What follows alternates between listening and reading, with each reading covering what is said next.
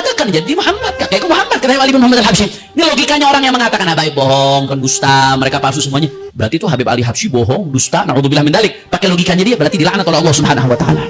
Bukan cuma itu, di atas-atasnya Faqih Muqaddam, Sayyidina Abdurrahman Segaf, Sayyidina Muhammad Maulad Dawileh, Sayyidina Ali Khalil Agasam, yang terkenal bagaimana beliau kalau tahiyat at-tahiyat assalamu alayka ayuhan nabi wa rahmatullahi wa barakatuh, mutawatir, karomahnya dikenal oleh orang Hadramut. Kalau salam di akhir, salamnya dijawab oleh Rasulullah sallallahu alaihi wasallam dan makmumnya pada dengar ya, ikhwan. Sayyidina Ali Khalil Agasam sampai karomahnya ini dinukil oleh Al-Janadi, ulama Yaman Utara di abad 700-an. Karomahnya ini saking terkenalnya dinukil juga oleh Imam Al-Ahdal dalam Tuhfatuz Zaman. Saking terkenalnya di karomahnya Sayyidina Ali Khalil Agasam. Itu bohong juga berarti tuh. Pakai logika ente ini bohong juga berarti nih. Berarti ulama semuanya difitnah bohong, aulia-aulia besar ini difitnah bohong, difitnah dusta, difitnah melakukan perbuatan yang dilaknat oleh Rasulullah SAW. Terus yang begini mau nyari keselamatan ya, ikhwan. Intabih, tahsabunahu hayyinan wa huwa 'indallahi 'azim. Jangan kadang-kadang ada netizen yang pengen ikut-ikutan so kritis, dia nggak tahu apa yang lagi dihadapin, saudara. Dia nggak tahu apa yang lagi dihadapin. Tahsabunahu hayyinan wa huwa 'indallahi 'azim. Dia pikir ini urusan kecil. Menuduh mereka-mereka berbohong itu dipikir urusan kecil, padahal dia sedang berhadapan dengan Allah. Karena yang dia sedang hadapi adalah aulia Allah, kekasih-kekasihnya Allah Subhanahu wa taala. Man 'adali waliyan faqad adantuhu bil harb. Siapa yang memusuhi wali-waliku faqad adantuhu bil harb, maka aku umumkan kepadanya perang, kata Allah Subhanahu wa taala. Orang udah diperangin Allah, siapa yang bisa bela? Pada saat-saat yang lalu Habib Hanif Al-Attas juga menyinggung tentang begitu hebatnya karomah dari kalangan Ba'alawi, termasuk yang pernah saya sampaikan dalam kitab Al-Ghuror halaman 103 sampai 104 bahwa Ali Khalid Qasam, yaitu kalau sholat pas tahiyat at-tahiyatul mubarakatus sholawatut thayyibatu lillah assalamu alayka ayyuhan nabi, itu langsung dijawab oleh Rasulullah. Bahkan makmumnya itu yang mendengar sendiri apakah itu benar-benar suara Rasulullah atau tidak. Tapi bagi orang yang sudah kadung tersugesti ya dalam pengaruh kekuasaan batiniah ya, satu resonansi frekuensi pemikiran sehingga membuahkan komunitas satu dimensi yang sama, pemikirannya, hati dan pikirannya sama, seide ya, maka ya bisa dipercaya. Bahkan dalam kitab Al-Ghuror itu dia disebutkan sama seperti ketika Imam Ar-Rifai berziarah ke makam Rasulullah ya, tangannya Rasulullah itu keluar dari makam menyalami Imam Ar-Rifai, disaksikan 12.000 orang. Itu ngomong apa? Ini bagian daripada bayan lasihrun. Kita harus mensikapinya dengan moderat, cerdas, tidak boleh asal-asalan dipercaya begitu saja. Karena kita sudah hidup di abad yang lebih maju daripada abad-abad yang lalu, apalagi abad-abad ketika peristiwa itu terjadi. Lah apakah itu bukan karomah wali? Iya, ada karomah wali, tapi tidak seperti itu. Menurut saya untuk saat ini, untuk abad ini, jika kita mengalami pengalaman spiritual pribadi, itu tidak perlu dicerita-ceritakan ke khalayak umum. Menurut saya, cerita seperti bertemu Rasulullah, mukasyafah melihat Rasulullah, itu disampaikan kepada umat, itu menurut saya kurang tepat. Dan bahkan lebih ke arah mensugesti orang lain untuk mempercayai dirinya, mengkultuskannya. Saya tidak pernah bercerita, saya bermimpi bertemu Rasulullah, diwasiati mendapat ijazah ini. Saya tidak pernah melakukan. Padahal saya juga pernah bermimpi, tapi saya tidak menganggap itu mimpi benar-benar bertemu Rasulullah karena saya masih banyak dosanya. Mimpi bertemu Rasulullah itu adalah suatu kenikmatan tersendiri. Sama seperti ketika kita ikhtilam, kita bermimpi basah, mimpi basah. Kok kita cerita-ceritakan ke orang lain itu bagaimana? Kalau menurut saya mimpi bertemu Rasulullah itu aib pribadi gitu loh, atau kenikmatan pribadi, perjalanan rohani atau spiritual, pengalaman pribadi kita sendiri gitu.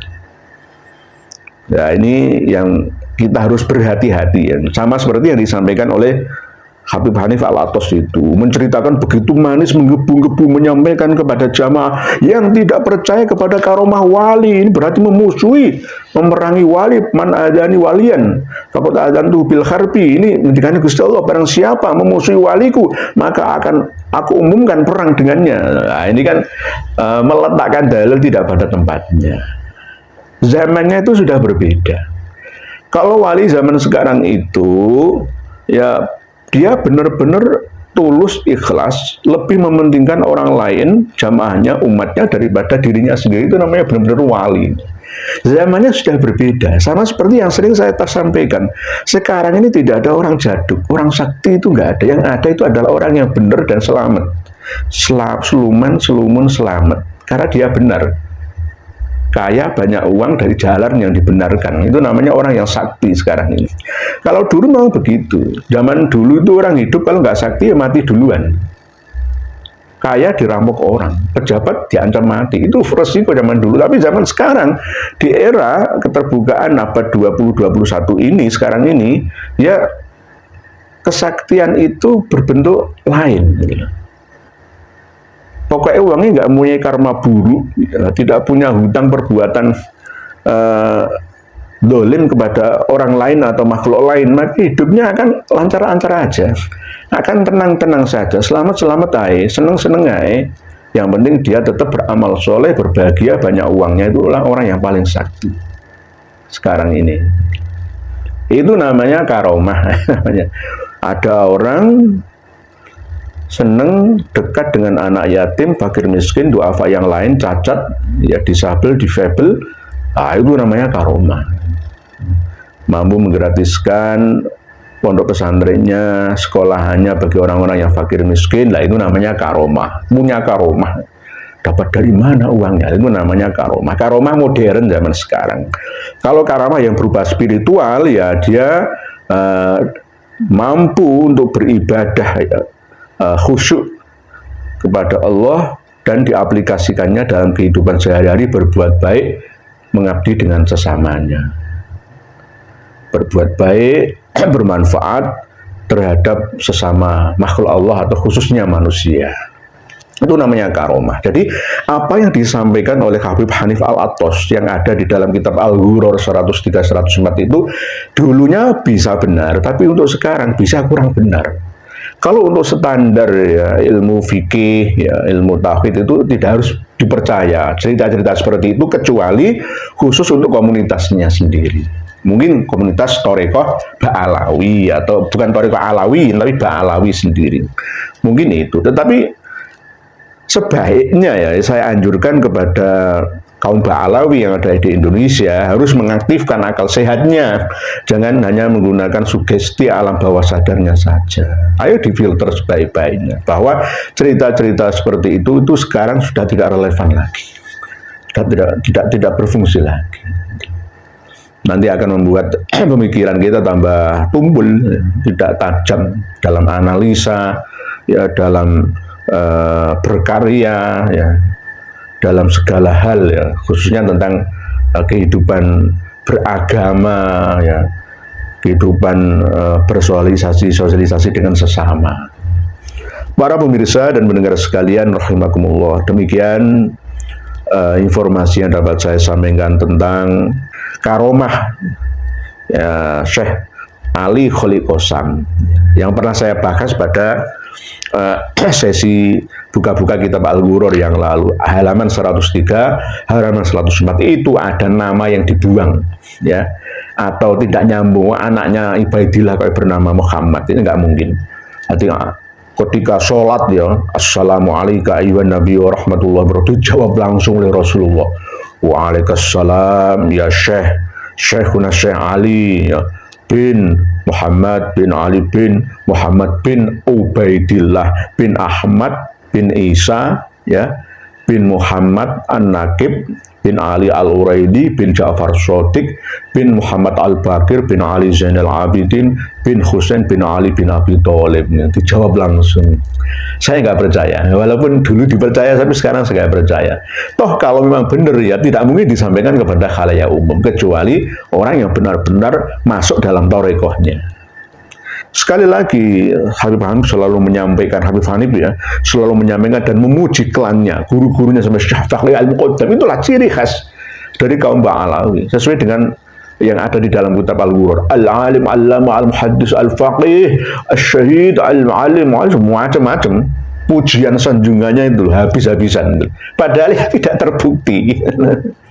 Sahibul fadilah wal karamah, wa sahibul ijazah, wa sahibul syahadah, macam-macam itu gelarnya itu. Tapi kalau mengatakan itu kepada lawan ya yang tidak seide dengannya, yang menentangnya ya si gitu aja, si Imat, si Nur seperti itu. Itu ciri khas mereka. Ini buka-bukaan saja. Itu karena memang nggak objektif namanya. Oleh sebab itu kita tetap berhati-hati. Inna minal bayani lasihrun, sesuai dengan sabda Rasulullah bahwa sesungguhnya pada setiap kata-kata yang tersusun rapi, yang memukul, itu ada unsur sihirnya. Kita harus berhati-hati, jangan sampai lengah. Ya, kita tetap mengaktifkan otak kiri dan kanan kita. Selain otak kecil kita, alam bawah sadar kita jangan mudah tersugesti. Harus kita pikir dulu, informasi kita bolak-balik pikir pokar ya, dibolak-balik, dikemas terus, difilter, lalu baru menyimpulkan, masukkanlah ke dalam sugesti kita. Kalau toh itu benar nggak apa-apa. Ya, tapi kalau salah buang saja. Seperti saya ini juga, saya menyampaikan ini tidak semuanya benar. Panjenengan semuanya bisa menilai. Kalau yang benar ya monggo kita pakai bersama. Kalau tidak benar ya abaikan saja. Sama-sama kita ini belajar bersama. Tidak ada yang lebih dari yang lain. Semuanya sama-sama. Wa tawassaw bil haqqi, wa tawassaw bis sabri, wa tawassaw bil marhamati. Jadi wa tawassaw bil haqq, wa tawassaw bis sabr, wa tawassaw bil marhamah. Demikian yang dapat saya sampaikan. Semoga sedikit ini banyak manfaatnya. Wallahu a'lamu bis-shawab. Wal afu minkum. Wassalamualaikum warahmatullahi wabarakatuh.